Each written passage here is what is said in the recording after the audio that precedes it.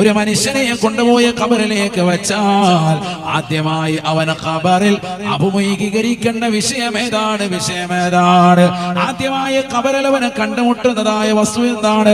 അല്ലാഹുവിന്റെ റസൂലിനോട് ചോദിക്കുമ്പോൾ ഫഖാല റസൂലുള്ളാഹി സ്വല്ലല്ലാഹു അലൈഹി വസല്ലം, നബിയുനാ റസൂലുള്ളാഹി സ്വല്ലല്ലാഹു അലൈഹി വസല്ലം തങ്ങൾ അബ്ദുല്ലാഹി ഇബ്നു മസ്ഊദ് റളിയല്ലാഹു അൻഹുവിനോട് പറയുകയാണ്, മാ സഅലനി അൻഹു ഇല്ലാ അൻത ഇബ്നു മസ്ഊദ്.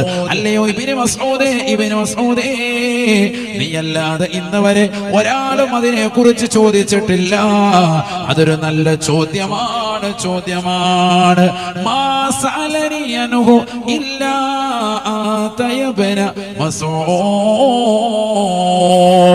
ഇബ്നു മസ്ഊദേ, ഇന്നുവരെ ഖബറിലേക്ക് ചെന്നു കഴിഞ്ഞാൽ ഒരു മനുഷ്യനെ ഖബറിലേക്ക് ഇറക്കി വെച്ചുകൊണ്ട് പലകയിട്ടുകൊണ്ട് മണ്ണിട്ടുകൊണ്ട് മൂടി കഴിയുമ്പോ ആ ഖബറിൽ അവൻ കണ്ടുമുട്ടേണ്ടതാകുന്ന വസ്തു ഏതാണ് എന്ന് ഒരാളും എന്നോട് ഇന്നുവരെ ചോദിച്ചിട്ടില്ല. ഞാൻ നിനക്കത് വ്യക്തമായി പറഞ്ഞു തരാമെന്ന് പറഞ്ഞ് അല്ലാഹുവിന്റെ റസൂല് പറഞ്ഞു കൊടുക്കുകയാണ്. അവ്വലുമായൽ ഖൽമയ്യതു ഇദാ ദഖല ഖബറഹു,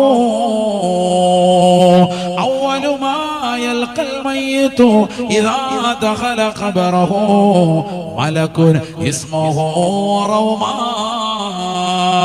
ഒരു മനുഷ്യനെ കൊണ്ടുപോയി ഖബറിലേക്ക് വെച്ചാൽ ആദ്യമായി അവനെ ഖബറിൽ കണ്ടുമുട്ടുന്നത് റൗമാൻ എന്ന ഒരു മലക്കിനെയാണ് എന്ന് നബിയുനാ റസൂലുള്ളാഹി. ആദ്യമായി ഖബറിൽ കണ്ടുമുട്ടുന്നത് റൗമാൻ എന്ന മലക്കിനെയാണ്, നബി മുഹമ്മദ് മുസ്തഫ. നാളെ നമ്മളൊക്കെ നേരിട്ട് അഭിമുഖീകരിക്കേണ്ട വിഷയമാണ് ഈ പറയുന്നത്. ഇന്നല്ലെങ്കിൽ നാളെ അടുത്ത സെക്കൻഡിൽ നമ്മൾ മരണം വരിക്കേണ്ടവരാണ്, മരണത്തെ പുൽകേണ്ടവരാണ്. ഖബറിലേക്ക് കൊണ്ടുപോയി വെച്ച് നമ്മുടെ വാപ്പ, കുടുംബങ്ങൾ, ബന്ധുമിത്രാദികൾ എല്ലാവരും ഇങ്ങ് പിരിയുമ്പോ ഖബറിൽ ആദ്യമായി നമ്മൾ കണ്ടുമുട്ടുന്ന ആള് റഹ്മാൻ എന്ന മലക്കാണ് എന്ന് നബിയുനാ റസൂലുള്ളാഹി സ്വല്ലല്ലാഹു അലൈഹി വസല്ലം. മുങ്കർ നക്കീർ അലൈഹിമുസ്സലാം ഒന്നുമല്ല, ആദ്യം ഖബറിൽ വരുന്ന ആള് റഹ്മാൻ എന്ന മലക്കാണ്.